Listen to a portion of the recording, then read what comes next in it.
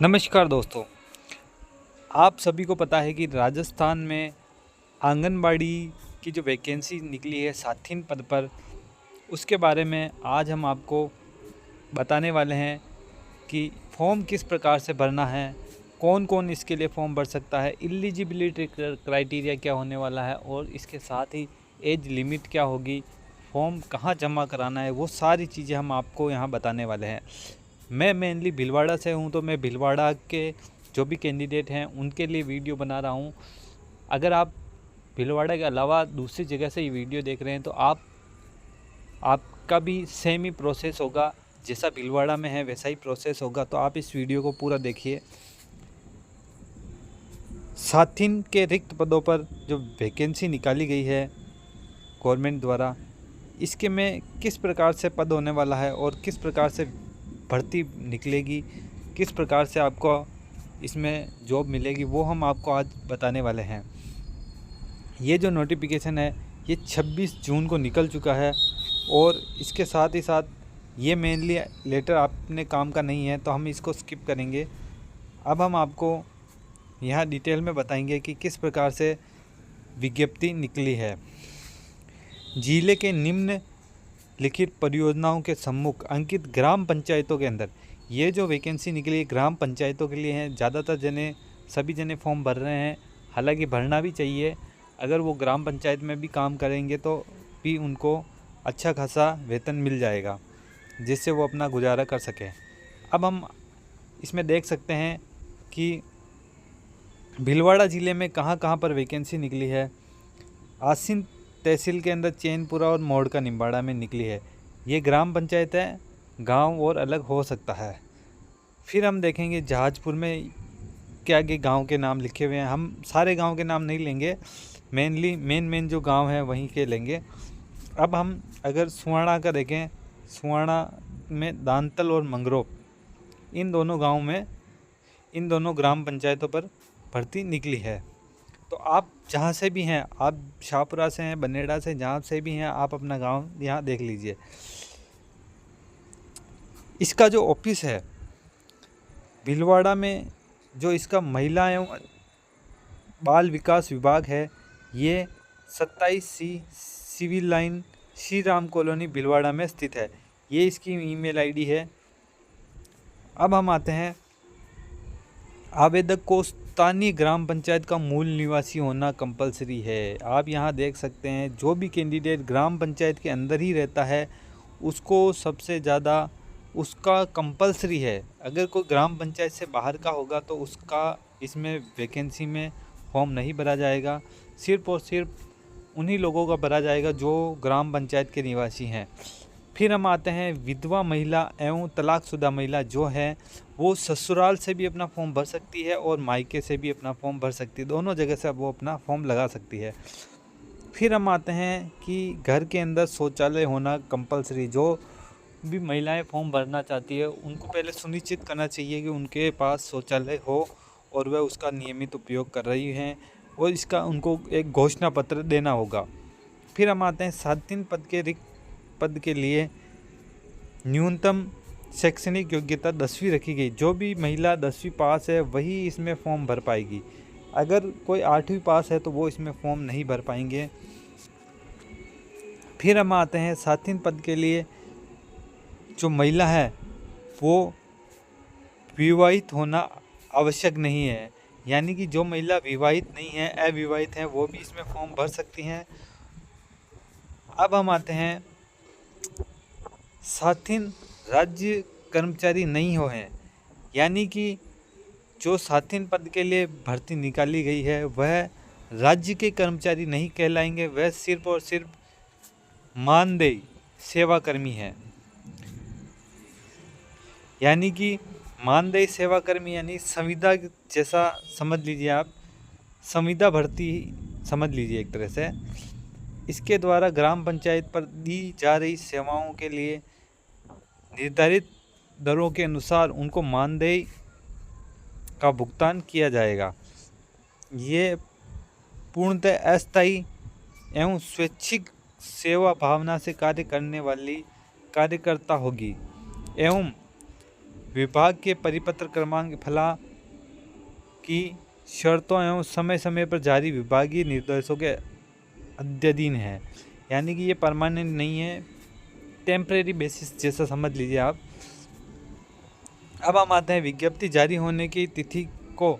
आवेदक की 21 साल एज पूरी होनी चाहिए और मैक्सिमम 40 साल होनी चाहिए। SC ST और आरक्षण वाली महिलाओं को इसमें 5 साल के लिए अलग से छूट दी गई है। अब हम आते हैं विधवा हेतु पति का आयु मृत्यु का प्रमाण पत्र, पुनर्विवाह नहीं होने का प्रमाण पत्र देना होगा। इसके साथ ही साथ परित्यागता और तलाकशुदा में भी ऐसा ही देना होगा। अब हम आते हैं आवेदन पत्र के साथ अधिकतम शैक्षणिक योग्यता, और इस टाइप से ये सारे डॉक्यूमेंट आपके लगेंगे। इनके बारे में आगे हम डिटेल में डिस्कस करेंगे।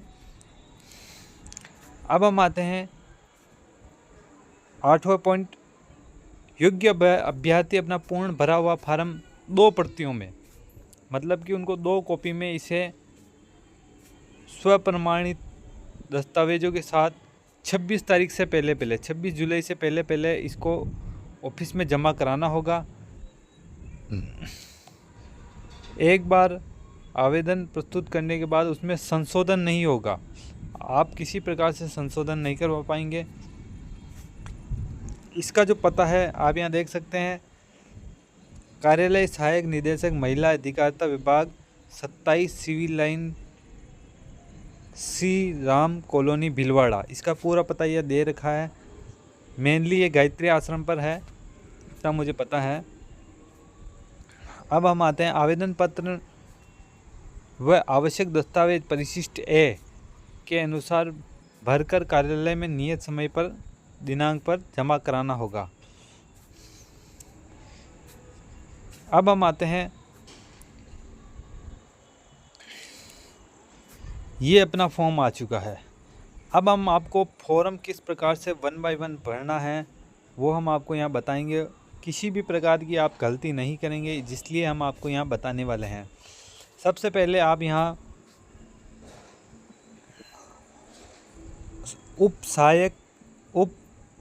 सहायक निदेशक यहाँ आप भीलवाड़ा भरेंगे। उसके बाद अपनी ग्राम पंचायत का नाम यहाँ लिखेंगे। उसके बाद अपने गांव का नाम यहाँ लिखेंगे। उसके बाद वापस से ग्राम पंचायत का नाम लिखेंगे जिसके लिए आप आवेदन करना चाहते हैं। यानी कि अगर जो विधवा महिला हैं, तलाकशुदा महिलाएं हैं, वो जिस भी पंचायत में अप्लाई करना चाहती है वो यहाँ लिखेंगे। फिर हम आते हैं मानदेय सेवा पद, यहाँ आप लिखेंगे साथिन। इस प्रकार से आपको साथिन लिखना है। फिर हम आते हैं आवेदक का नाम, जो भी आपका नाम है वो आप यहाँ लिखेंगे। अगर आपकी शादी हो चुकी है तो आप अपने पति का नाम यहाँ लिखेंगे। अगर शादी नहीं हुई है तो आप इसको डैश करके खाली छोड़ सकते हैं।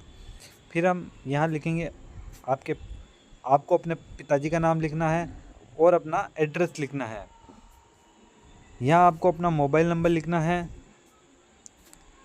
यहाँ आपको अपनी ईमेल आईडी लिखनी है और यहाँ आपको अपनी जन्म तारीख लिखनी है।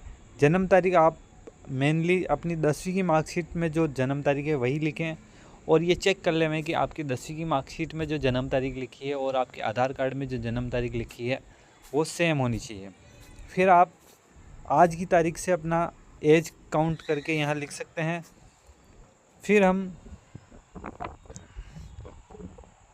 फिर आपको अपनी जाति चूज करनी है। अगर आप SC में हैं तो यहाँ पे टिक करना है, ST में है तो यहाँ टिक करना है, अल्पसंख्यक है तो यहाँ टिक करना है, OBC है तो यहाँ टिक करना है, जनरल है तो यहाँ टिक करना है। इसी प्रकार से EWS हैं या SBC हैं, जो भी है आप यहाँ टिक कर सकते हैं। सेकंड कैटेगरी अगर आप आते हैं तो यहाँ जो भी कैटेगरी में आप आते हैं वो यहाँ टिक कर सकते हैं। अगर आप दिव्यांग हैं तो आप यहाँ टिक कर सकते हैं, नहीं है तो खाली छोड़ दें या फिर इसको क्रॉस भी कर सकते हैं। अब हम आते हैं वैवाहिक स्थिति। जिसकी शादी हो चुकी है वो विवाहित पे टिक करेंगे, जो विधवा है वो विधवा पे, परित्यागिता, तलाकशुदा, जो भी कैटेगरी है उस पे आपको टिक करना है, बाकी को खाली छोड़ना है। जैसे कि आप विवाहित हैं तो विवाहित पे टिक कर देंगे, बाकी को बिल्कुल खाली छोड़ देंगे। फिर हम आते हैं, ये लिखा है साहब, जो लागू हो उसे टिक करें, सक्षम स्तर से जारी प्रमाण पत्र भी आपको लगाना होगा। अब हम आते हैं विवाह की तिथि। अगर आप मैरिड हैं तो विवाह की तिथि लिख सकते हैं, अगर नहीं हैं तो आप इसे खाली छोड़ सकते हैं। अब हम आते हैं डॉक्यूमेंट क्या क्या चाहिए होंगे। डॉक्यूमेंट जो चाहिए होगा वो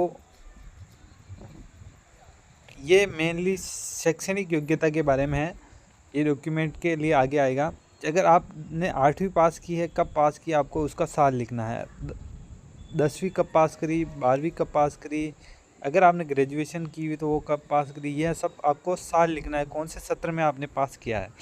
फिर अपने बोर्ड और यूनिवर्सिटी का नाम लिखना है। जैसे राजस्थान में मेनली RBSC लिखते हैं, उसी प्रकार जो भी जिसने जहाँ से पास किए वो अपना बोर्ड का नाम लिखेगा। अगर कोई विशेष विवरण है तो लिख सकते हैं, नहीं है तो इसको खाली छोड़ सकते हैं। अब हम आते हैं आंगनबाड़ी कार्यकर्ता, मिनी आंगनबाड़ी कार्यकर्ता।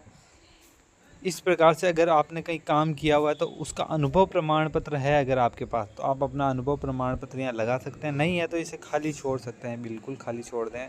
अगर नहीं है तो कोई ज़रूरी नहीं है आप इसे भरें। अब हम आते हैं अन्य योग्यता।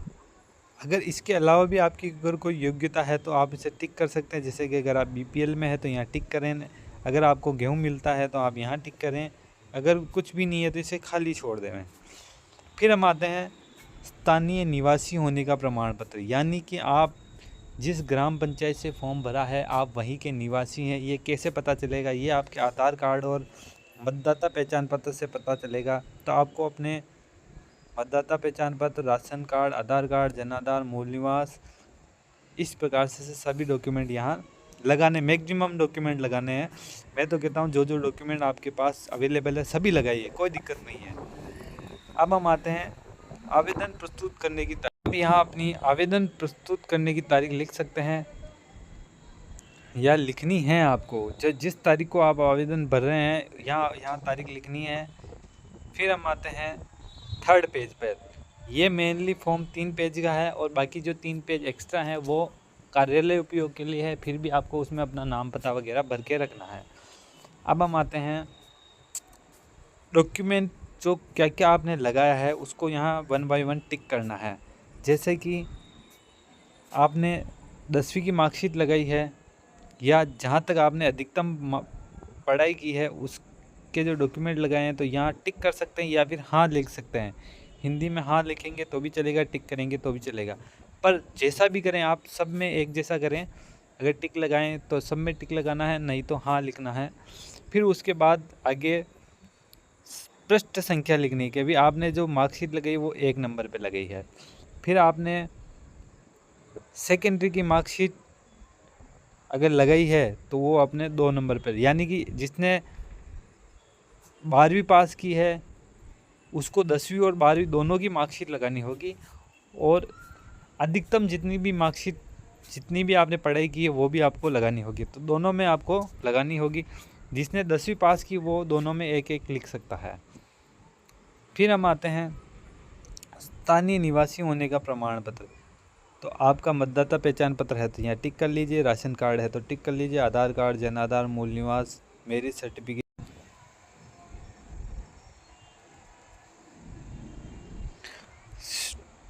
अब हम आते हैं चौथे पॉइंट पर। अगर आपने जाति प्रमाण पत्र लगाया है या आप जाति प्रमाण पत्र लगाकर अप्लाई करना चाहते हैं तो यहाँ टिक करके यहाँ पृष्ठ संख्या जरूर लिखें। 3 नंबर, 4 नंबर, जो भी आपकी पृष्ठ संख्या आएगी वो यहाँ आप लिखेंगे।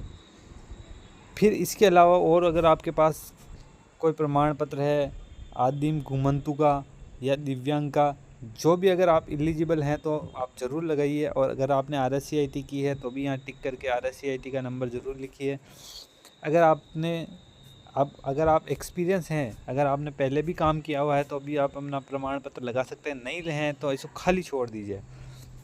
अगर बीपीएल कार्ड है तो टिक करिए, नहीं है तो खाली छोड़िए। अगर विधवा महिला हैं या तलाकशुदा महिला तो टिक करिए, नहीं है तो खाली छोड़ दीजिए। अगर अन्य कोई लगाना चाहते हैं तो भी आप यहाँ टिक करके यहाँ लगा सकते हैं। फिर यहाँ आपको अपना साइन करना है, सिग्नेचर करना है, यहाँ आपको अपनी तारीख लगानी है, आपको अपना नाम लिखना है। फिर हम आते हैं 4th नंबर पेज पर। यहाँ आपको घोषणा करनी है, ये ऑटोमेटिक टाइप किया हुआ ही है। यहाँ आपको वापस, अगर आपके पति नहीं हैं, शादी हो गई है और मृत्यु हो गई है या तलाक हो गया, तो आपको यहाँ डिटेल देनी है, तारीख लिखनी है, मृत्यु की दिनांक, और अगर तलाक हो गया तो इस तारीख से तलाकशुदा हूँ, इस तारीख से प्रत्यागता हैं, जो भी है आप यहाँ लिख सकते हैं। फिर आपको यहाँ आपको वापस सिग्नेचर करना है, यहाँ तारीख लगानी है। फिर आपको ये वाली जो रसीद है वहाँ से कार्यालय से वापस लेनी है। आपको अपना नाम वगैरह पहले से लिख के रखना है, नाम, पता, ग्राम पंचायत, आपने क्या क्या डॉक्यूमेंट दिए और कौन से नंबर पर लगाए डॉक्यूमेंट, ये सारे 1 बाय 1 आप यहाँ लिखने हैं। फिर यहाँ वापस आपको सिग्नेचर करने हैं, तारीख लगानी है, और यहाँ वो जो फॉर्म जमा करेगा वो यहाँ सिग्नेचर करके आपको देगा। अब हम आते हैं आपको साथी चयन हेतु मूल्यांकन पत्र। यहाँ आपको अपने ज़िले का नाम लिखना है, ग्राम पंचायत का नाम लिखना है, और ये सारी चीज़ें लिखनी है। अगर आपने स्नातक या उससे ज़्यादा पढ़ाई की है तो आपको 5 नंबर मिलेंगे। अगर आपने स्नातक किया है तो 4 नंबर मिलेंगे। अगर आपने 12वीं पास की है तो आपको 3 नंबर मिलेंगे। अगर आपने 10वीं पास की तो आपको 2 नंबर मिलेंगे, और 8वीं पास की है तो आपको 1 नंबर मिलेगा। इस प्रकार से आपका चयन होगा।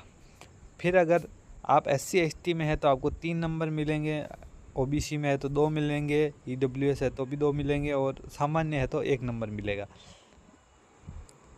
फिर हम आते हैं विशेष। अगर आपने कोई कंप्यूटर कोर्स कर रखा है तो आपको इसके लिए 2 नंबर मिलेगा, और RSCIT कर रखा तो 1 नंबर मिलेगा। अगर कुछ नहीं कर रखा तो 0 नंबर मिलेगा।